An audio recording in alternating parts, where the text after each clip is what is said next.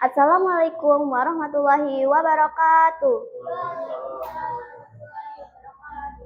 All praise be to Allah subhanahu wa ta'ala, the merciful and the beneficent one who creates the world to the all mankind.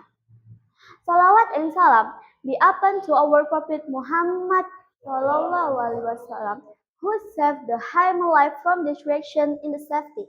That's the right path of Allah. In this thanks, I give thanks to the MC who has given me time to speak in front of audience. Now, I would like to say the importance of reading. Reading is a window to the world. By reading, we can explore new places, meeting of figures, and learning many things that we didn't know before. Therefore, let's diligently read books, magazines, or any story that tugs at our heartstrings. By reading, we not only increase knowledge, but also train our imagination and creativity.